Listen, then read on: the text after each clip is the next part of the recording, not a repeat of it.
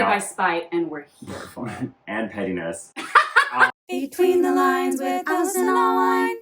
Hi, welcome to the latest episode of Between the Lines. I am your host, Alison Allwine, and this week's guest is actor, singer, dancer, activist, and the greatest tease of all time, Mark MacKillop. That's me.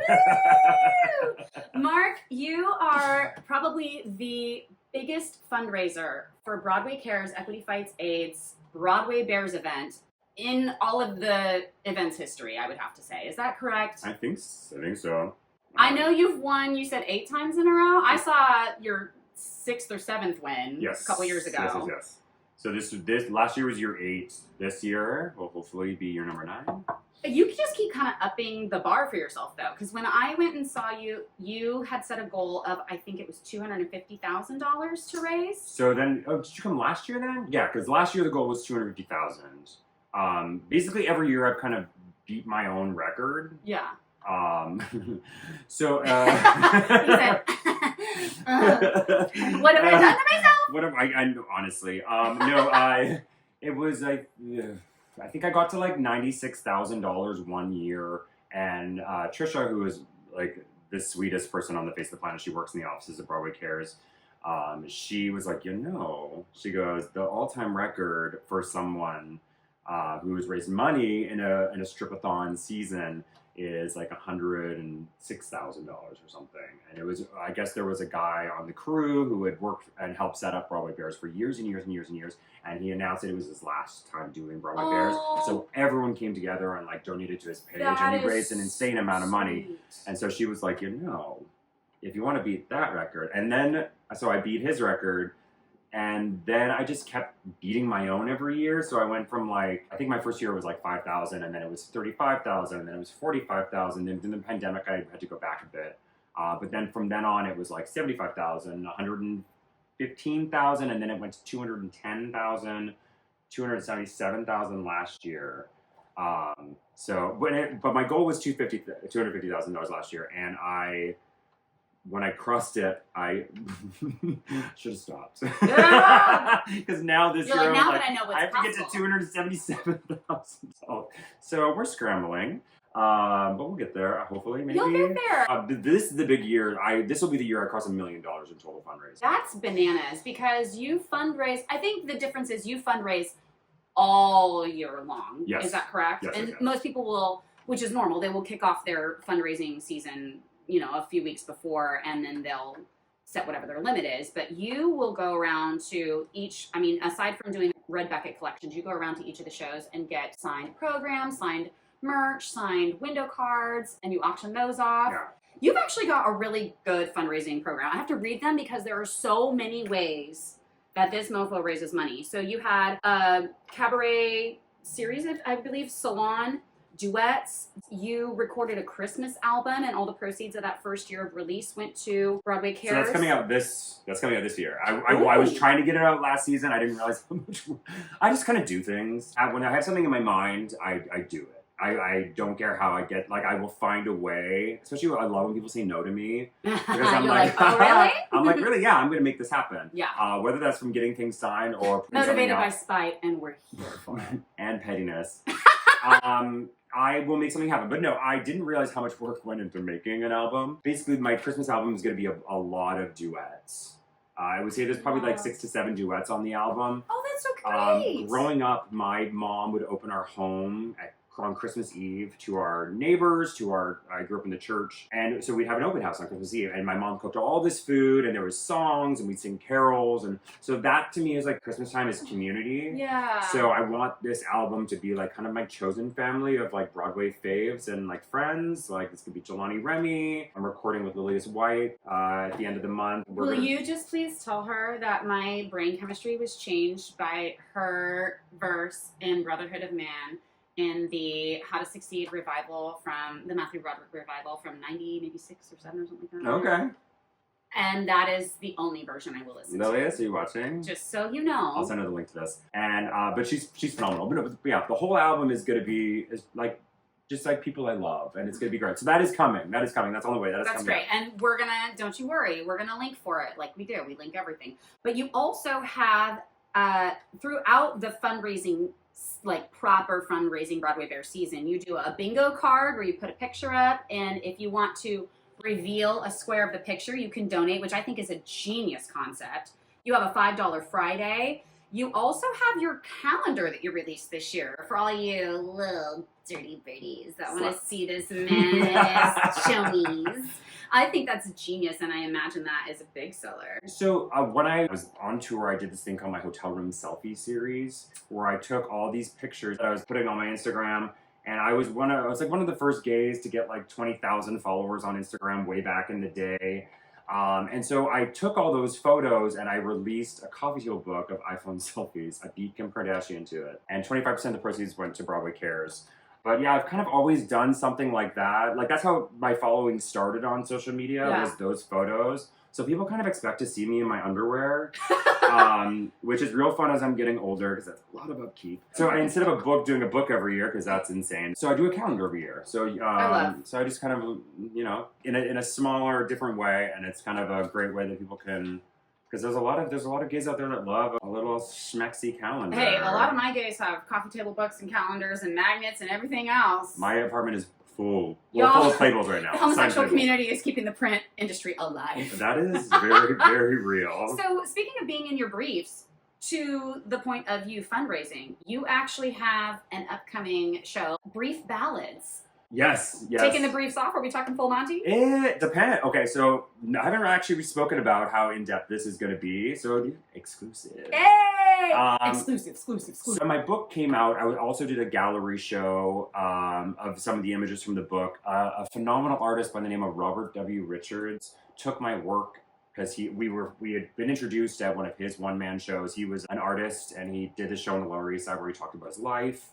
And how he used to be the guy that like the Times and Vogue would fly to Paris to draw the couture shows because his work was so beautiful. This is all before like photography was the norm for like fashion shows. He did this like stunning portrait of me that he brought to my housewarming party for a studio I was renting, and he brought that to me. It still is hanging up in my apartment. The gallery show that I ended up getting because he took my work into this gay museum. It's called the Soho Project Space. It's down on Prince Street, 127B Prince Street. And so he took my work in there. I got a gallery show. So I was recently there. My friend Court Watson, who's a phenomenal artist, he had his own show there. So I went down to see and support him. And I got to meet Rocco, who runs the Leslie Loman. And he said, well, you should come back and do a show. And I was like, well, I'm not really a photographer or an artist like that. You'll see my art at the end of this and you'll know that I'm not an artist. And so I said, well, maybe I can do a show. So I'm doing a cabaret show in a gallery space. And while I'm singing, it's limited to 50 people. While I'm singing, there's going to be 7 artists at the back of the room that are drawing me so I'm going to be posing and singing. And so as the show progresses, their art will go into frames and fill the walls of the gallery. So by the end of my cabaret show, I will have a full gallery show as well. And then we're going to sell off all that art for Broadway Cares. But I'm going to be changing in and out of briefs the whole show. There will be like a little bit of a tease, but everyone's seat will have an auction paddle. So at any point during the show, they can raise their paddle. And if they donate $500, they get to keep the underwear that I'm wearing. And if they donate $1,000, I will take them off and finish the song completely naked. So the show really is a choose your own adventure. Oh my God! And I've never done anything like this before, which is kind of terrifying, but thrilling and liberating at the same time. But you know, Full Monty is coming back. Well, Broadway, I would finally like to get there. There you go. Don't worry. You will be getting there. I know you will. Oh, God. So since you're such a huge supporter of Broadway Cares, what got you involved with them in the first place? What was the thing that kicked it off for you and made you such a diehard fan? Early on in my youth, one of my friends took me to see Broadway Bares, and I remember looking up at it. I think it was United Strips of America was the theme that year. And I remember looking up and being like, God, I want to be one of those beautiful people. And I didn't think there was an avenue for me to get there, because at the time I was still doing ballet. I used to dance with the Atlanta Ballet down in Georgia. I grew up as a musical theater kid. I was singing, dancing my whole youth, and then one of the girls in the ensemble said, you can sing, you can act, can you dance? And I was like, I don't know. So I started taking dance, found out I was naturally very good at it, became a ballet dancer. So musicals wasn't even in my brain of coming back to it at that point. So I didn't see a possibility of me being up there. Anyway, flash forward a little bit. I got sick. I didn't have health insurance like most unemployed artists. I did not have any health insurance. And so I didn't have a way to get seen and get healthy. And I got set up with a doctor through the what was called the Actors Fund. It's now the Entertainment Community Fund, which is funded by Broadway Bares. I think they're their largest grant giver. So I got healthy again. And my whole philosophy is if you take from the pot, that you fill the pot back up so that there's more for the people who come after you. Did you hear that, billionaires? You have too much. You don't need to be that rich. So yeah, so I've spent the last 12 years of my life making sure that that pot is flowing over for other people. I love that. Yeah, so that's kind of how I got started. And then along the way, I've just it's kind of taken over my life. But it does seem like a full-time job. I never see you not. But that's the thing. I mean, I do love it, and it brings me so much joy and gives me a feeling of purpose. Yeah. And I love asking people for favors. Yeah. It's one of my favorite things, and it creates community. Yeah. So I love asking for favors, and getting signatures on playbills is really no big sweat. But like if you're a diehard fan of somebody, that signature on that opening night playbill is worth a lot of money. Yeah. And I'm happy to hustle my booty around Hell's Kitchen and Midtown and Broadway to get signed playbills and sell them to raise money for Broadway Cares because fans love it. Well, and not every fan has the luxury of being in this city to get that. So it's a way to access what you love without having to do the great expense of a trip out here and a hotel and show tickets and food and blah, blah, blah, blah, blah. You get a piece of Broadway in your home. Well, and that's the thing. Like, I usually, like, if it's a brand new show, and depending on who's in it, like, I sell the opening nights for, like, $500. Mm-hmm. And some people are like, wow, that's insane. I'm like, not really. No. Like, first of all, one ticket to the show could have been like, $500. you can't buy a ticket to opening night. Like, opening nights are invite only. That's true. So, like, it's not like you can just, like, you're like, oh, I can buy a ticket and go see that. And even if you don't, like, two tickets to a Broadway show now, which I'm not saying is right, is like $500. Yeah. You know? So it's like, in the scheme of things, owning a piece of Broadway history, like an opening night playbill that's fully signed by a cast, $500 is not a lot of money. No. Well, you also, to your point of community, you have a quote that I love that I've begun to adapt for the sake of this show. You said, one thing that my fundraising has brought into my life is that I've become unafraid to ask anyone a favor for my fundraising. And I think that's beautiful because for this show, I have done some cold reach outs to people. I've had the advantage a couple times of pairing up with A Sharp and been able to tap them. But anybody else is like me just shooting my shot. And I have been pleasantly surprised and moved in a lot of ways and thankful for friends and or acquaintances that have been like, I'll do it. Yeah, you know it. And I don't think you realize until you shoot that shot how much people are willing to show up for you. Yeah, I kind of don't expect anything from anyone. Yeah. I set my bar for expectations generally pretty low, and I think that's why I'm so independent. Mm-hmm. A trauma response. Hey! Don't worry, we're so when people do come through, it means a lot to me. Yeah. And I really do love it.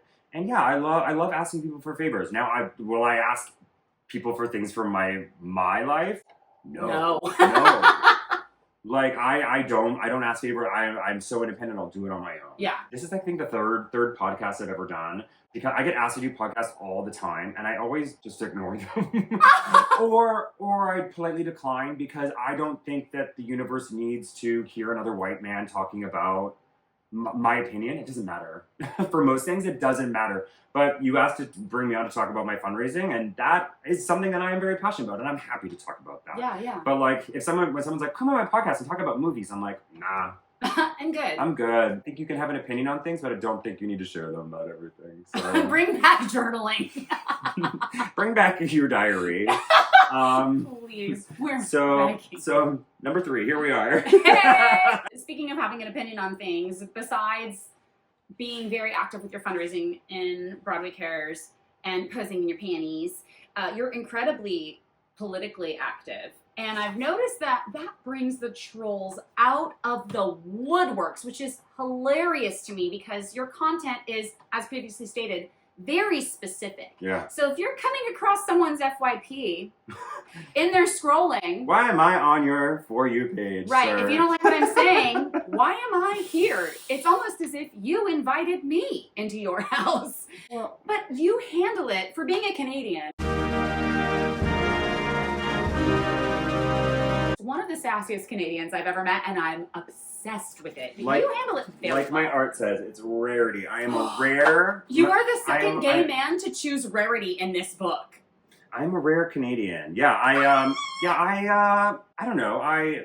Okay, wow, here we go. I grew up in Canada, in Vancouver, very, very multicultural, and I grew up in the church. I know that the church to a lot of people is not a great place, but Right. I was very lucky. The Yeah. people that raised me there were wonderful people who really did give back to the community.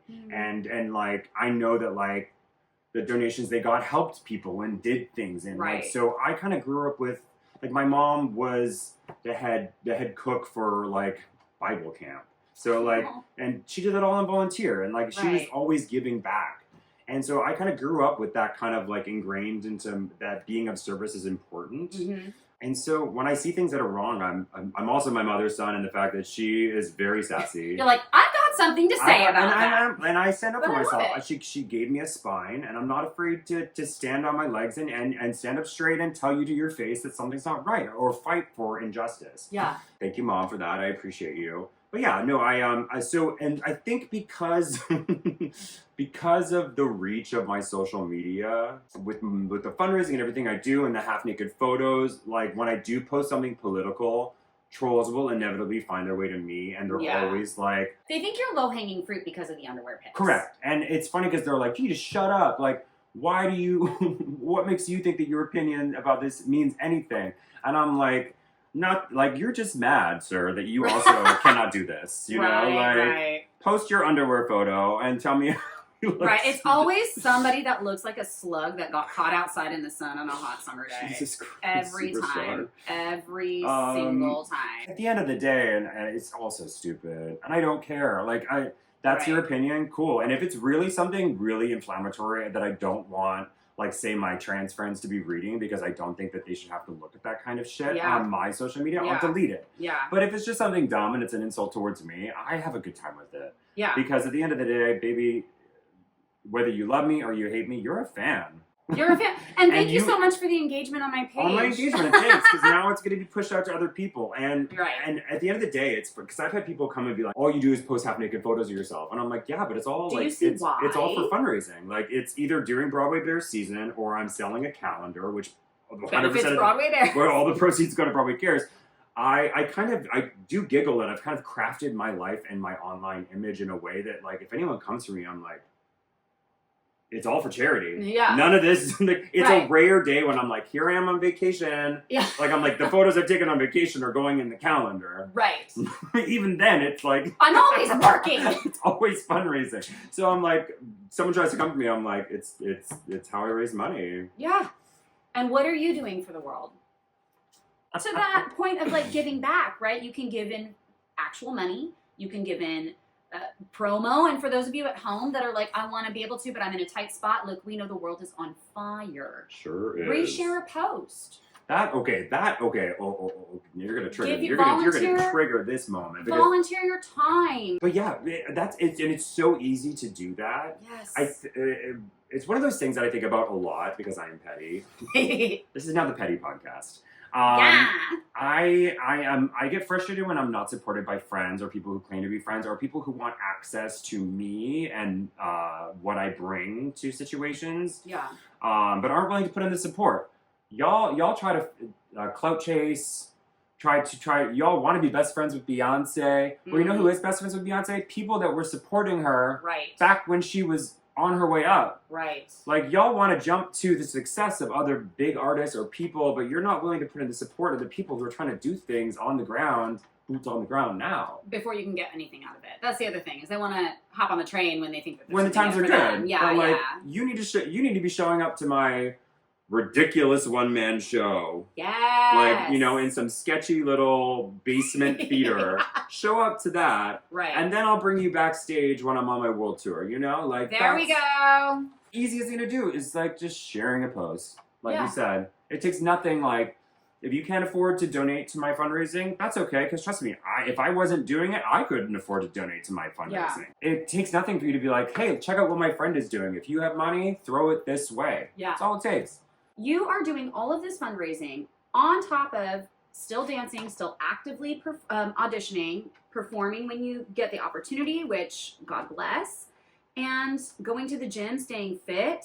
How are you balancing all that and still maintaining your mental health? Because not well, bitch. it's hard out here for a pimp. It's no, I struggle with depression. Yeah. I talk about that a lot on my social media. But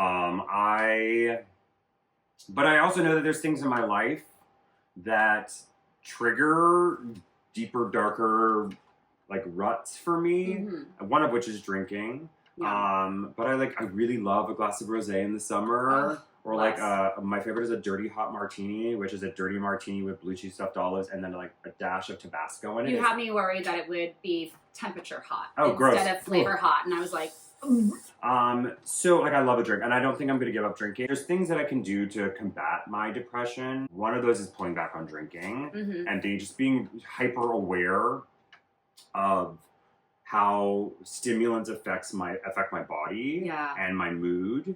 And like if I think a lot of people are really used to saying to themselves, "Oh, I had a really bad day. God, I need a drink."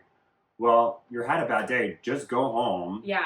Have a glass of water or some like a nice, maybe a mocktail or something. Like, watch a movie. Like, we make bad choices when you put yourself in bad positions. Yeah. So I've learned for me at least that I need to, if I'm in a place where I'm like thinking I need a drink, I don't need a drink. Yeah. For me, drinking has to be like celebratory or like having a good time instead of trying to cover up or mask or numb. Yeah, that's things that I don't like that are going on in my life. Yeah. So that's kind of one way, is like learning and just being aware of why I'm drinking, but also getting my butt to the gym, getting up and getting active. And the hardest touching grass, as the kids say. Touching grass. The hardest thing for me is really just getting motivated. And I there was this YouTube video, and someone told me recently that the guy who had this quote is actually like a terrible human. But okay, well we're gonna ignore that part. Ignore that and just keep pushing. But he said if you want to get things done, just make your bed. Get up and get yourself out of your bed, even if it's just to go to the bathroom. Get up out of your bed and make your bed. And it's the dopamine that you will get from doing that small task. It creates momentum. And I think, like we talked about before we started filming, I think I'm like undiagnosed ADHD. So I think that's why I'm able to do all of the things that I do all at once. But so for me, it's like I get a high off of a feeling of completion. And so I've learned for myself that I don't use a calendar app. That thing confuses me. I go to my notes section and I write everything. I write a Monday down, and then I write because I'm okay. I thought you were just raw dogging. Oh no. Schedules. No. Because nothing gives me more worse anxiety than the feeling that I have missed something. Yeah. So I write everything down, and it's kind of like I would love to have like a big physical planner, but I need something on me constantly. So I use my notes app. So I write down everything, and as I go through my day, I check things off. He's referencing a physical calendar that I have in the corner that I fill in, but little do you know, I also have my iCal it's Google Cal that I have everything on as well. So like that's how I get through, essentially. Yeah. For me, the way I combat my mental health, and I'm very open and honest about it, because nothing bothers me more than like people who pretend that everything is great on social media. Ugh. Like social media shouldn't be a highlight reel of the best times of your life. I think that is what is making us all more mentally unwell. So I tell people when I'm having a terrible day. Yeah. Like the other day didn't get a signature on something that I really, really wanted for my fundraising. And it made me, I felt bad about it, and I was feeling down. And so I went on social media and I was like, yeah, I'm having a bad day. All these bad things happened to me today. And it was a bad day. Yeah. But like I'm gonna focus on something good that happened today, so I don't have to like completely wash the entire day, and I can go to bed happy. But I think it's important to talk about bad days, and like that's why having good friends in your life that you can talk to, that's not just dumping on them constantly, but you have to have somebody you can talk to like that.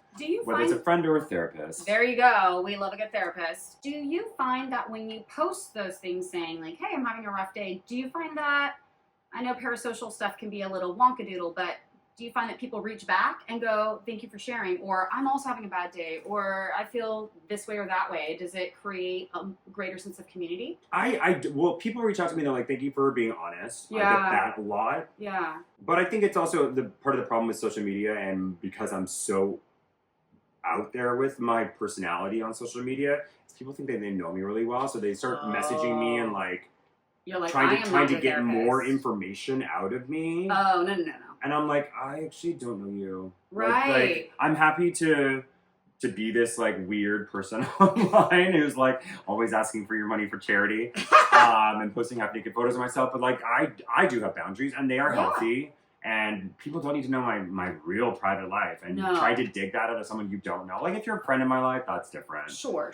And if you're a friend in my life, you should be asking me out for coffee and doing something in real life. Right. But yeah, no, it's I do find that there are good things and bad things. I think it has created like community, and I think it started conversations about mental health, and that people need to be more open about it, because that's healthy. Yeah. To admit that not everything is rainbow and sunshine. So it's also taught me healthy boundaries. Good for you.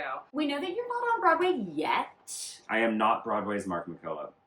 But soon to be. I feel it in my bones. You, however, have performed off-Broadway with your shows, and you've also done some national tours. You kind of mentioned West Side Story, but you were in the first national tour of Anastasia. Yes.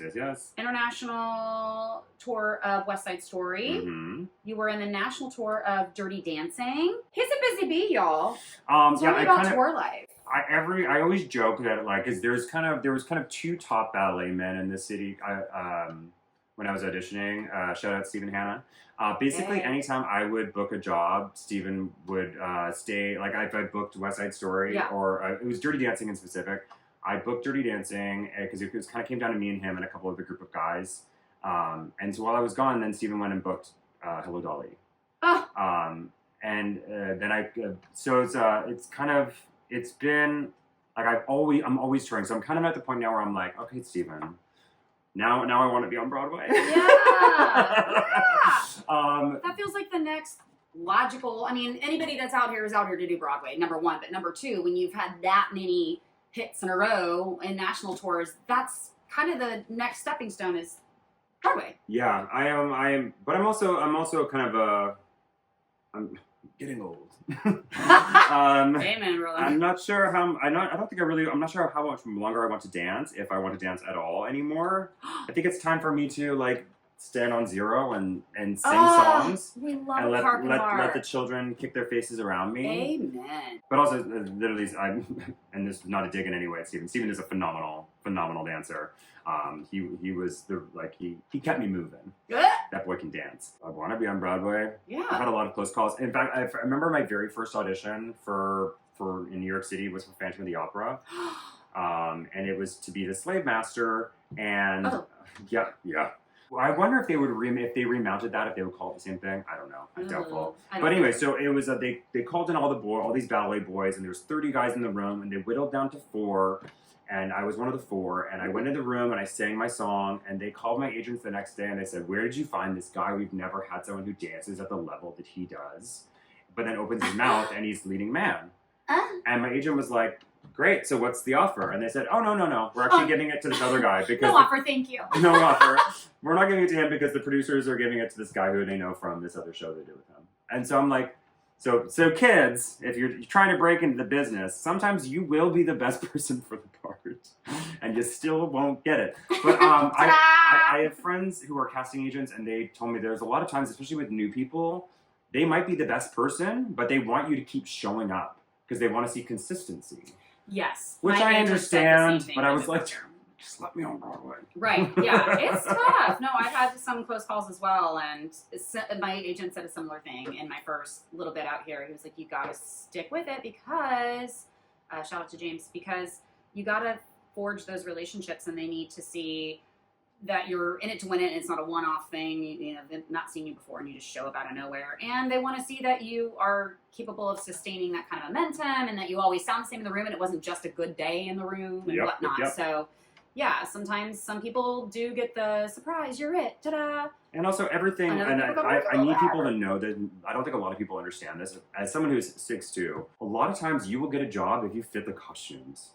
It's like a But lot those of costumes are expensive. So costumes they don't are want to remake super them. expensive, and that's the thing. Like to put someone into a show, it costs about, I think someone told me it was like between $20,000 and $30,000, depending on the show, for just the costumes. To have them, like depending on what the show is. Holy. Like I'm assuming a show like Wicked with those costumes that are so Oh. insane and elaborate. Yeah. Like it costs that much money, which is kind of Yeah. crazy. So they just want to hire someone that fits the costume. Right. So all they have to do is minor alterations. Right. So when you're tall, and that's why I felt really good about being on the first national tour of Anastasia as the most featured dancer in that show, because I was the ballet boy in the Mini Swan Lake, and I had all these great parts. I knew that the person that came after me would have to be as tall as me. Oof. So Good luck. So then there's a lot of tall boys that like wanna be in the ensemble, and you know it's hard. It's hard to do if you don't fit into someone's costumes who's 5'6".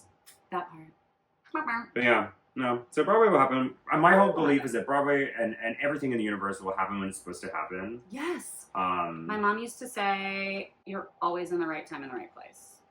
The universe doesn't make mistakes. It'll redirect you, it'll recourse you, but you're always, everything is exactly as it should be. I'm firmly a firm believer in that, because I know there's been so many times in my life, like when I was dancing with the Atlanta Ballet, someone was coming down from the Charlotte Tharp Foundation to set a ballet on us. And I was in like the third cast. I knew I was never going on. But anyway, we took out the lady, this wonderful lady who was teaching us the choreo, out for karaoke at the end to rap, to like as a thank you.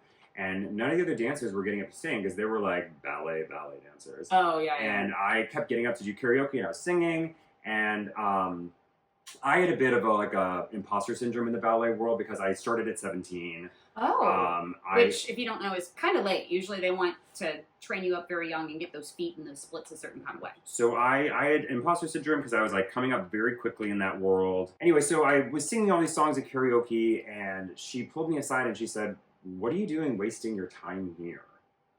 Oh. And I remember thinking she meant at the ballet. Yeah. And I remember thinking like, God, like I'm good enough. I deserve to be here. Yeah. And it stuck with me for a while until years later where I'm like, oh no, what she meant was like, you're more than just a dancer. Yeah. You clearly can dance. You got the gig. But like, there's more to you. And and it was coming back to musical theater that made me realize how much I missed it, because a part of me was silenced when I was performing. In the ballet work, because it's just about moving your body. You don't sing, you don't talk, you don't do anything. You express everything through your body, which is beautiful. Yes. But it wasn't for me. And coming back to musical theater made me feel like I was refinding myself and healing parts of myself. But yeah, no, I'm a firm believer that everything happens and redirects you to get you where you're supposed to be. Yes. At the right time. So. Absolutely. Absolutely. Should you have the opportunity, the good fortune, to perform on Broadway? Yes. Do you have a dream role? So it used to be Fiyero and Wicked. Okay. Wicked is like my favorite musical. Really? I know. Used to be Fiyero, but I'm a I call myself like a baritone bass. Okay. I didn't realize I was a bass until I booked Anastasia. And they told me I was bass. I went in the room and I sang my song On the Street Where You Live, which is my go-to audition song. That's such a sweet. And Thomas, the guy, he's the music director for the show, music supervisor. He told me in the room, he's like, my mentor told me if a dancer ever comes in the room and sings On the Street Where You Live, just give him the job. And so I grabbed my book from the piano and I said, well, I'll see you guys at rehearsals. And I started walking out. I'm obsessed. And they were like, haha, no, come back. And they slid across the table the bass solo from Rumor in St. Petersburg. They're like, can you sing this? And I was like, although the Tsar did not survive, one daughter may be still alive. And they're like, oh. And they went boom, boom. I kept going down and down and taking it down. And I kept going lower and lower and lower. And that was the first and only time I've ever walked out of an audition and said, I just booked that job. Fuck yeah. And I walked up the street to the Broadhurst where Anastasia at the time was still on Broadway. Took a selfie and I was like, this is going to be the picture I post when I announce I'm getting this job. And a week later I got the job.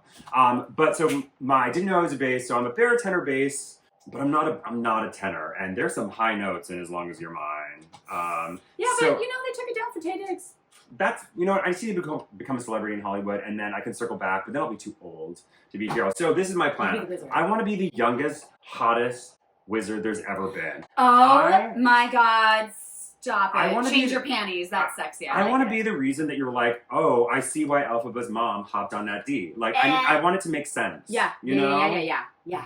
So that's kind of that's my Steven Schwartz, if you're watching.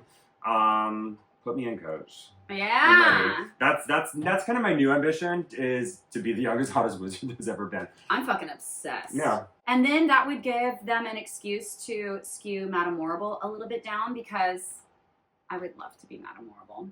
I missed the window for Glinda, but Madame Morrible hangs in the balance for me. I think I would play a villain really well. I also want to be like Scar in The Lion King. Ooh. Yeah, actually. Yeah, Hearing right? your voice in that? Yeah, I would love to be a Scar. Oh, yeah, I could get into that. I would love to be a Scar. I just have to really perfect my British accent. But I would love to be a Scar because I want to be part of the Disney family. I grew up, like I said, I grew up on Disney movies as a kid. Yeah. So, like, that kind of was my musical theater education, was watching Disney movies. And so now I've tasked my friends with giving me a musical theater education because I didn't go to school. I took a different route, kids. You don't have to go to musical theater school. You can also just become one of the go to a ballet route. Become a ballet dancer. You know what though? Like, look, I think that is sound and sage advice. I did get a degree in musical theater, and I'm grateful for the education that I got at the time that I got it with the teachers that I had. I don't know that the program is necessarily like that anymore, but it's a pricey one, and not all schools are the same. Some of them may have a lot of clout and a lot of je ne sais quoi, but like, just because that name is on your degree doesn't mean that you actually can do all the things that you went to school to do. Dream role we covered. Yes. If you could create a role, okay, what would that character be like, or what would their story be, or what would their arc be?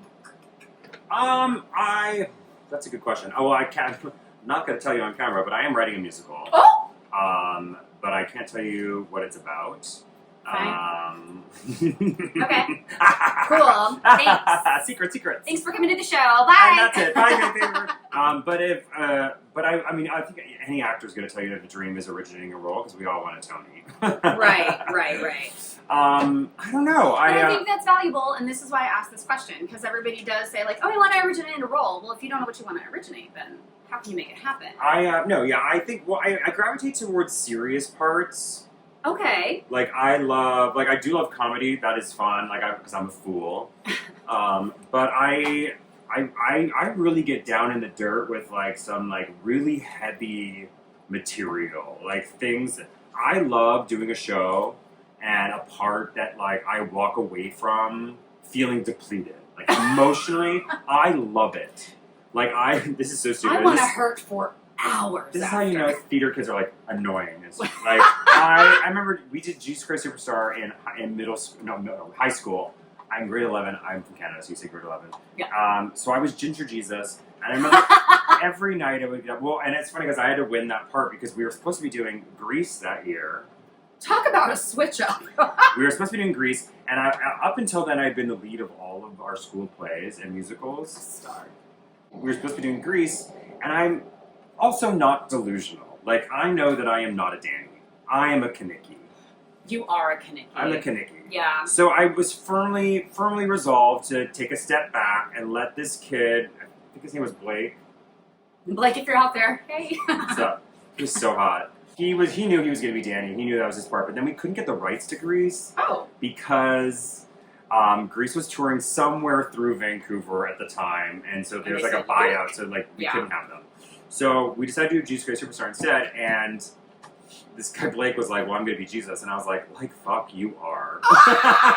You said, take a step back. So, you can be Judas. So I went in. Yeah, he was Judas. Yeah, I think that's a really fun Oh, no, sorry. He was Herod. Oh. Nicole was also Judas. She had a female Judas. And she sang the shit out of that. Yeah. Nicole, I'm going to message you after this. I like that gender bend. Okay, go ahead. So in my audition, I sang Garden of Gethsemane, and I cried. Oh. And I had tears rolling down my face, and the director was like, that's Jesus. And so every night I cried on stage during Garden of Gethsemane. Ooh. Because I can cry on command. Special skills. That was high school. So a dream role for you would be anything where you can cry serious. On cue. Where I can cry. You think my ADHD brain went out the window with that tangent. Give me a tangent. So just thanks for wrapping that up together nightly. I appreciate it. Crowd favorite. Smash or pass. Oh, God. As per the usual, we're doing boys and girls. Okay. I try to keep things kind of in your world. You're going to know these characters. Okay. I'm nervous, but go on. Dimitri, smash or pass? Like from Anastasia? Mm-hmm. Oh, smash. Okay. Duh. Vlad. Smash. Pass. Okay, all right. West Side Story. Tony, smash or pass? Oh, smash. Smash. What about Bernardo? Oh, smash. Double smash? Yeah. Yeah, double smash. Like maybe smash at the same time. Eiffel Tower, clap. Anita, smash or pass? Oh, you know that's gonna be good. Smash. Correct. We're in the Dirty Dancing world now. Woo! Baby, smash or pass? Oh, pass. What a loser. Johnny, smash or pass? Yeah, I guess. I I guess. That doesn't feel very confident. What about Penny, smash or pass? No. No. All right. That's. Pass. I feel like those were all passes. You were very come saw about Johnny. I wasn't understudy Johnny Castle. So Oh. I got to make my debut in Ohio. Shout out Midwest. Oh, hey. Yeah, I made my debut on the Dirty Dance Tour as a principal there. So I was Johnny. So I'm like, don't need to be smashing myself, you know? You're like, I can do that anytime. What is this, a Thursday? Do you have a favorite gay spot in town? It wasn't necessarily a gay spot, but I was all about when I was out here in college, Blockheads, because I was broke and that shit was cheap. Okay, so when I made a reel about this once. When I first moved to New York City, I remember walking past there and seeing all the actors and being like, God, I can't wait to be on Broadway so that I can sit here and have margaritas. And I thought like that was making it. Right, right. You made you have it your when days free. And I was like, wait. I was like, they're drinking there because they're unemployed. I don't want that. What a great place to be unemployed, I though. don't want, but I do miss Blockheads. I do love a margarita. Yeah. My favorite gay spot, I would say, and it's kind of like it originally was a gay bar, but now it's kind of been taken over by. It's my special day, It's my as special- Jimbo said. It's my special day! No, it's Marie's Crisis. I love Marie's Yeah. Crisis. I love. Shout out to Kenny and Adam. They're my. And Brandon James Gwen and Maddie and Franca. There's so many people I love there. It's just like a great place I can go, and when I'm feeling kind of sad, it's just like.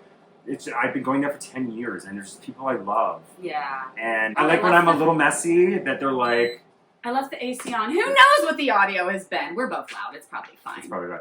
But I love it, like, even if I'm having, like, maybe a little messy night, that they're just like, they know me. So Yeah, they're like, it's fine. okay. Whatever. Just put your cash on the counter and we'll take out what we need. It's cash only. If you're thinking about going to Marie's Crisis, just know that it's cash only. And in the wintertime, they make you check your coat. And that's also cash only. And if you don't want to pay ATM fees, plan your night appropriately. But I would say go that's get your money out. my favorite spot, I think. Yeah, it's a great, for those of you that don't know, it's a fabulous piano bar in the West Village. It's the world's only,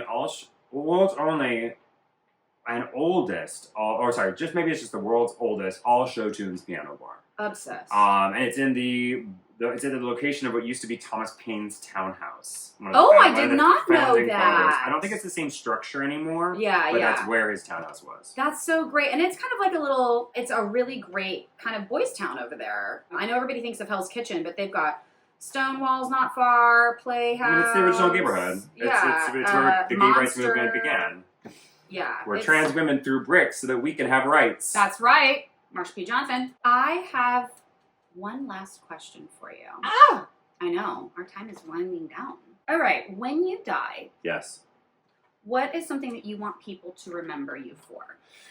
This is dark. Great. What a way to end this podcast. Don't worry. We'll pick it right back up. I because I suffer with depression, and like I said, I had a really rough go when I was on tour with West Side Story. Yeah. Because I came from the ballet world for like a period of time, and I kind of left that world not really on my own volition.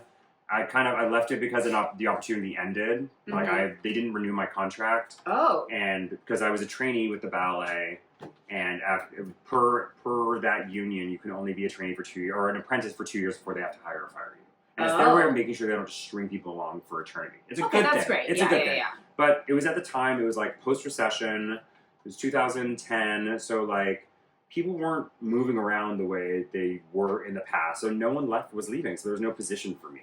So I left feeling a little dejected, and I came back to the ballet world, came back to the musical theater world. I had a chip on my shoulder.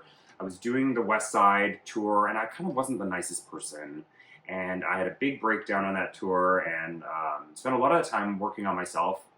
and doing a lot of self-work, which is lonely work. Yeah, shadow work is not for the weak. And so, but during that time is when I took all those pictures of myself, which turned into a great thing, which changed the trajectory of me. But yeah, no. So I during all that time, I remember thinking like I had really, really dark moments where I thought, if I was to die, would anyone care? Ooh. And like, or would people be happy and be like, thank God he's gone, like thank God that bitch is gone. Like I thought, and I didn't have anything nice to say about myself, and I didn't like that. So I was like, you know what, because as a kid, I grew up, I was bullied a lot. I had kids who followed me home from school and throw rocks at me. Like it got so bad. The police were involved. Like I almost got pulled out of school and sent to like a private art school. Yeah. But I knew my parents couldn't afford it, so like I just pretended that things got better. So I was bullied a lot as a kid, and I built up my defenses. People think always, they're like, oh, you're so funny and so witty, and I'm like, oh, well, that's because I have like, to quote, like, it's a defense mechanism. And I built up my defenses so strong and my walls so high that they became offensive to people. Like I wasn't waiting for people to take a jab at me. I took the jab first, preemptively, as a way to protect myself. I was like, I was just not a nice person, and so I break down on tour, and I did a lot of self-work, and I think I'm finally at a place now where I'm like, I know that if I was to leave this planet, that I have made sure that I leave spaces better than I found them, and that I am proud of the relationships that I've built with friends and just even strangers that I meet and how I interact with them. Like I want people to eat, and it doesn't always have to be deep. It can be like I leave a room and someone's like, that guy's really fun. Like I want that. I don't want people to be like, God, he's such a bitch. But I think also like some of that had to do with learning how to, like, we just to circle back to what we talked about at the beginning, is monitoring how much I'm drinking. Yeah. Because I know how to have a good time, but I also know that my mouth just starts to run. So like it's kind of also just like knowing when and where I can let my hair down and who I can be and who I'm around. But I think that's what I think about that. Like, but so I would say, I guess, to answer your question, I'm really, really proud. I'm $21,000 away from reaching my $1 million goal for Broadway Cares right now. That's amazing. So I think I am proud that that is the legacy that I'm leaving behind, is that I've done something. You're going to make me cry on this podcast. Sorry. That I've done something that has actually helped people's lives. Yeah. People I'll never meet in my entire life, probably. But I'm proud of that. And I think that you should be. I think that's beautiful. I wish more people had a community sense about the way they move in the world. And I was a Girl Scout, so that leave things better than you found them was one of our mottos. And it seems like something small, but it was very much put in me very young. Like, whenever I go places, it's, pick up a little extra piece of trash or something. It can be small. Your action can be small and your impact can be great. And I think certainly $1 million is not small, but I think all the steps that have led there have been small, and you can see how they've snowballed into this really, really beautiful contribution that you do year after year after year. I mean, I would be fascinated to hear if you ever crunch the numbers, the overall impact, and have that broken down into like how many doctor's visits or how many vaccines or how many meals. I'm or how sure. many, I could go into Broadway Cares and we could figure that out. But it's kind of crazy. As soon as I crossed the $1 million goal, I've kind of looked it up. Broadway Bares, since its inception, has raised like 31 or $32 million since it started. So I've technically raised 1/30th of what Broadway Bares has raised, which is kind of insane. That's wild. But yeah, no, it's an incredibly daunting thing to think about. Yeah. But it gives me a sense of purpose. Yeah. And not to say that I wouldn't be doing all this if I was in a show, but it makes me feel like I have a reason for being here while I'm not performing. Absolutely, because let's be real, if you were in a show, that would greatly minimize the amount of time and effort that you could put into fundraising. You'd have to find a way to scale in order to But manage what's crazy it all. is this is the first fundraising season I'm doing while I'm unemployed. Unemployed. And I said to myself the other day, I was like, I don't know how I did this with a job. Like, it's a lot. Yeah, it's a lot. I don't, yeah. But but I'm the kind of person, when I'm busy, I can get so much stuff done. So I feel like even if I was performing, I would still be doing this. Yeah. And absolutely. I know I will still continue to do it. $1 million is a goal, but as soon as I cross it, I know I'm going to change it to 2 million. I know, you're unstoppable. So let's do a quick, before we reveal our beautiful photos, let's do a quick rundown. Tell the friends at home where they can find you. Where you can find me, I'm on Instagram at MacKillop, on Twitter, Blue Sky, Threads, TikTok. I do too much. And then how can people donate to the cause? How can they donate to your Broadway Bares fundraising campaign? So there's a link in my bio on my social media if you want to donate for, if you need a tax receipt, it's there. There you go. I'll have the link in my link tree that will loop you back around. There's an easier way to donate if you don't care about a tax receipt. I collect money on my Venmo and my PayPal, and if you donate that way, I can double it. So you can double your impact. Either way works for you. The Venmo and PayPal, obviously, I would love to raise twice as much money as you want to give. And I want to say, if you're using the Venmo or the PayPal, yes, every penny does still go to Broadway Bares. It's all on the up and up. It is cross-checked with Broadway Bares. They would not be let me doing it this way if it wasn't. Right. So don't think that there's any skim or like, part of the proceeds. No. No, every all single of the dollar. Proceeds. Yeah, every last penny is going to Broadway Bares when you donate that way. So there's those ways to donate. I also have shows coming up. May 28th, I'm doing my brief ballad show. June 12th, I'm going to be at the Laurie Beachman Theater with one of my duet series with a whole phenomenal slew of singers. So I have shows that you can come up and you can donate, or come to Broadway Bares June 21st. There's a 9 o'clock in the midnight. The midnight is the more fun show. I can attest. Yes. But yeah, that's where you can find me, IRL and online. Hey, all right. Shall we do? Oh, did you sign yours? You got to sign it, like a piece of art that it is. It is. Should we auction off this art for Broadway Cares? Do you want to? I am a no name. You are a someone. We'll do a $5 Friday for these. Okay. People can donate to enter, but let's show them. Okay, wait, you gotta flip it this way, and let me do a big 1, 2, 3 reveal. Oh! Don't look. How dare cheeky you? Bastards. Okay, ready? 1, 2, 3. I said it before, and I'll say it again. Rarity. That's the stripper pony. Oh, I love her. I know. I love her. So, fun fact: I used to go when I lived in Atlanta. Live. And it was at this place. I'm not gonna say the name. But I was the only white boy on the bar. Everyone else was Latino, and so I was exotic. An exotic. I made ginger. so much money. All right. Well, we're gonna. I'm gonna pass these off to Mark. He's gonna auction these off for $5 Friday. Yeah. Check all the links for ways to donate to Mark MacKillop's Broadway Bares campaign. Tune in next week. I do not know who's going to be on the show. It doesn't matter because we're still going to have a really good time. Okay, bye.